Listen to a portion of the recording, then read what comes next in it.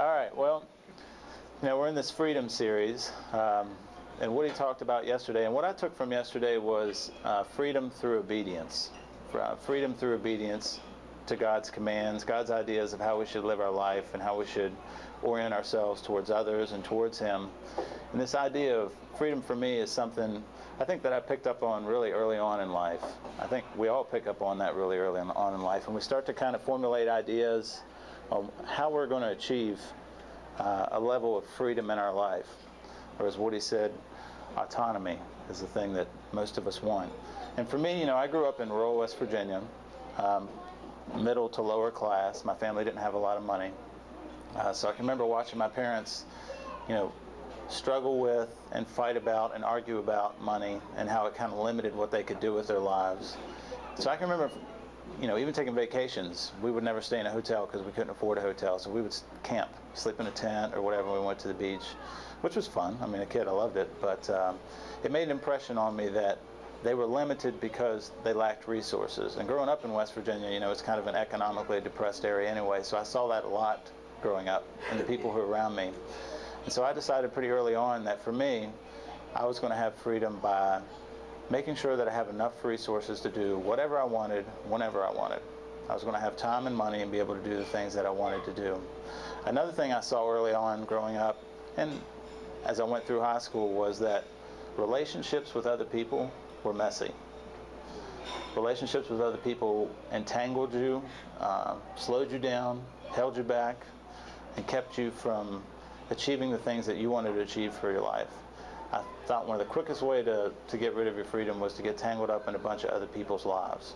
So for me, really early on, I decided that I wasn't going to do that. I wasn't going to mess around with other people. I would have casual acquaintances, but I wasn't going to let anybody get in the way of my freedom. So that's basically what I set out to do. And so when I graduated high school, for the next 12 years, going through college and starting a business, and I actually achieved all the goals that I set out to do. But the freedom that I found was not what I expected. It wasn't the way that I planned it to work out at all. Even though I was making a lot of money, I never had any money. The reason I never had any money was because as soon as I got money, that was the way that I tried to buy my happiness. So as soon as I got money, I bought something else, acquiring stuff, because that was how I thought that I was going to achieve happiness and achieve freedom. So I buy something, get tired of it after about 6 weeks, and I want the next thing. So I was constantly spending money. So in reality, what I was a slave to money. I was a slave to trying to buy my own happiness. As far as how the whole relationship deal worked out, I really didn't have any friends because I wouldn't let anybody get close to me. So what that made me was a slave to isolation. I was very isolated and very lonely. So it wasn't what I thought was going to turn out at all. And both those things carried over into my marriage as well, because I was unable to really open up to my wife or love my wife, because I really didn't know how to do that, because I didn't have any experience with it. If anything, I was very apprehensive about that, about letting anyone, even my wife, get close to me. So that was where Jesus found me. When Jesus found me, I was a slave to money, I was a slave to isolation, and I was basically incapable of loving others or allowing others to love me. So what about you guys that are Christ followers here in the room? How did Jesus find you?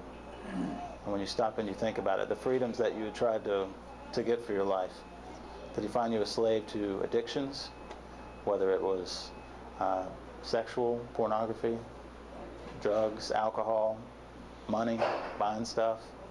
Were you a slave to your anger? Were you a slave to regrets from past relationships or past mistakes that you had made? A slave to your fears and your doubts about what was going to happen for the rest of your life? But like I said, that's where Jesus found me.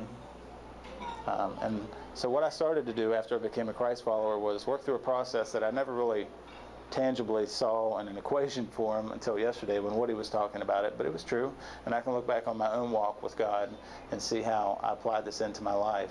And this is what we talked about yesterday, but it's finding freedom through your relationship with God. And there's three parts of the equation that equal freedom. And you guys have got to be impressed here, because I added color today. Yeah. Thank you. Yeah. So we've got spirit plus the word plus obedience equals freedom. And what I want to do is just kind of give you my definitions of these. This may not be standard Blue Ridge policy on what they think it is, but this is my definition of it.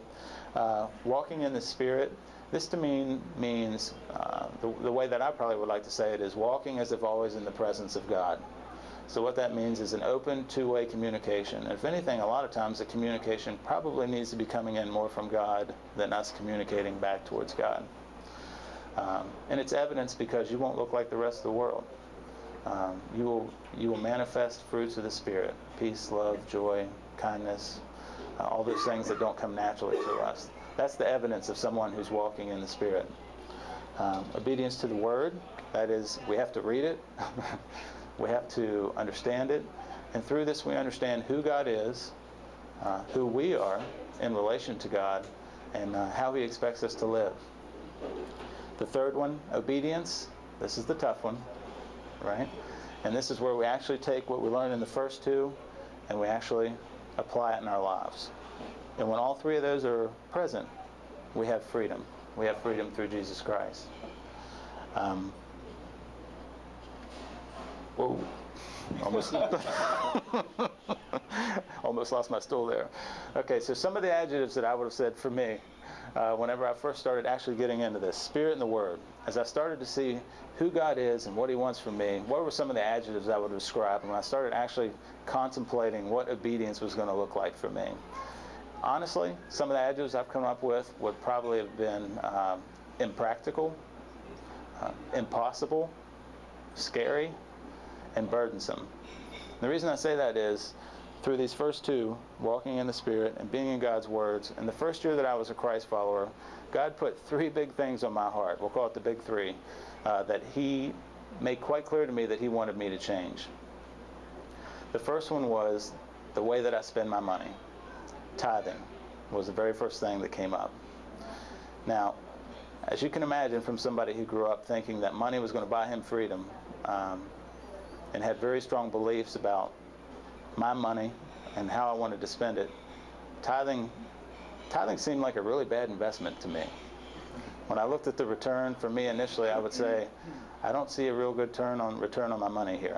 This doesn't sound right to me. And then I started, going through what my mind usually goes through of, well, what if things go bad with my business? I'm pretty sure I'm not going to be able to go up to Woody and say, hey, can I get the money back that I gave to the church for the last year?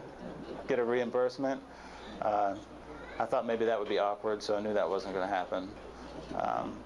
So the idea of tithing to me initially